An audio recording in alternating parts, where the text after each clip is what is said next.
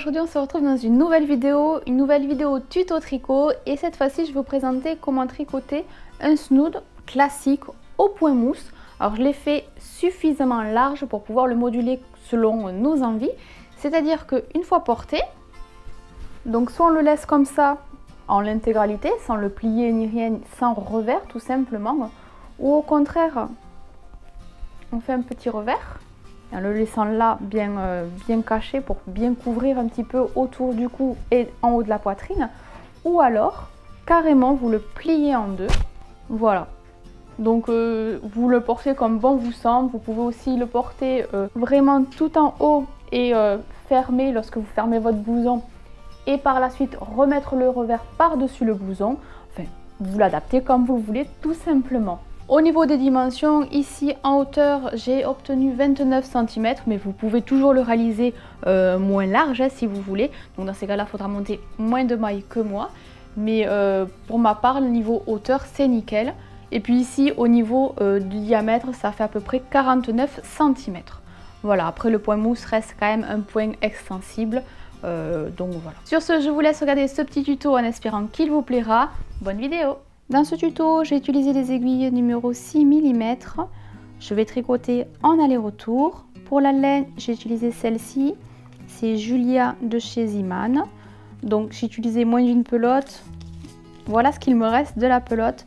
Pour vous donner une idée, une pelote entière, c'est ça. Il me reste ça.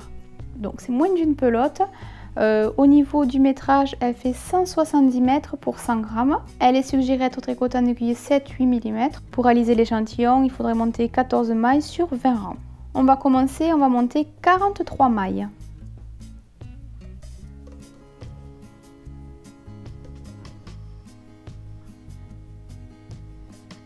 Voilà, donc après avoir monté toutes vos mailles, on va tricoter au point mousse, c'est-à-dire que sur tous les rangs endroit et sur tous les rangs envers, on va tricoter toutes les mailles à l'endroit.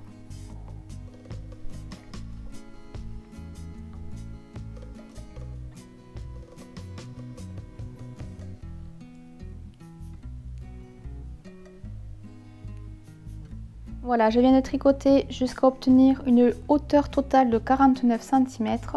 Maintenant, il n'y a plus qu'à rabattre les mailles.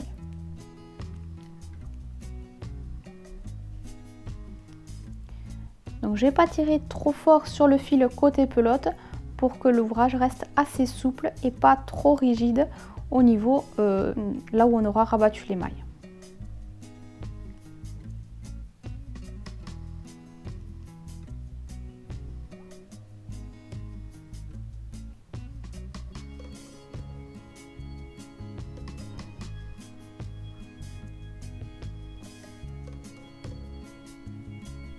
Voilà, donc il me reste une dernière maille. Je viens de couper mon fil. J'ai pris plus ou moins 4 fois la largeur pour avoir assez de fil puisque j'ai effectué la couture. À partir de maintenant, en fait, il nous manque que les finitions, c'est-à-dire la couture et rentrer les fils. Voilà, donc j'ai glissé mon fil dans la dernière maille. Hop, et ça reste assez souple. Nickel. Donc je m'équipe de mon aiguille de laine. Hop. Je le fais glisser dans le fil.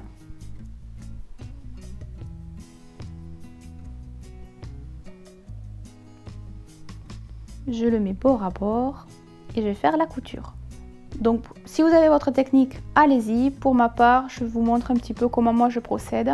Donc je vais piquer de l'intérieur vers l'extérieur d'un côté.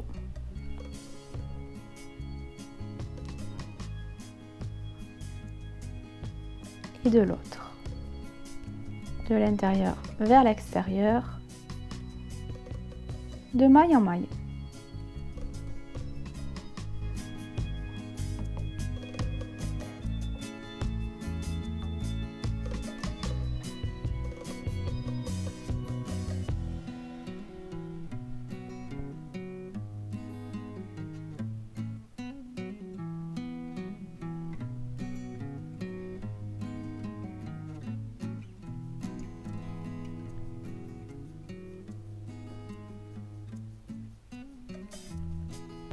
Voilà, je viens de terminer de faire la couture, donc voici le côté envers.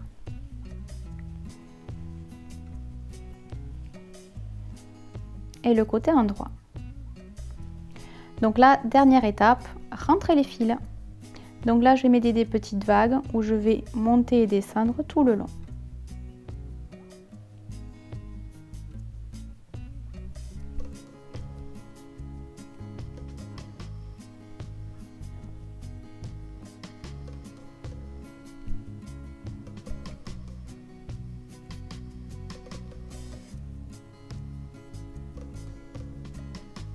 Je vais passer 2 fois dans cette même maille, dans le même sens.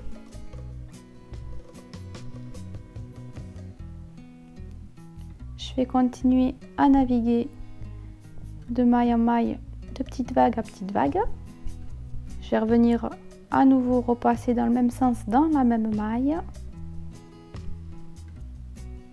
Je continue encore un petit peu et je vais couper mon fil. Et voilà, ce petit tuto est à présent terminé. J'espère qu'il vous aura plu. Si c'est le cas, n'hésitez pas à mettre le petit pouce vers le haut pour le soutien. Je vous remercie d'avance. Vous pouvez également partager la vidéo sur les réseaux sociaux. Alors pour ma part, je suis sur Facebook, Twitter et Instagram. Sur ce, je vous laisse. Je vous souhaite une très bonne journée et on se retrouve très vite dans une prochaine vidéo. Bye bye!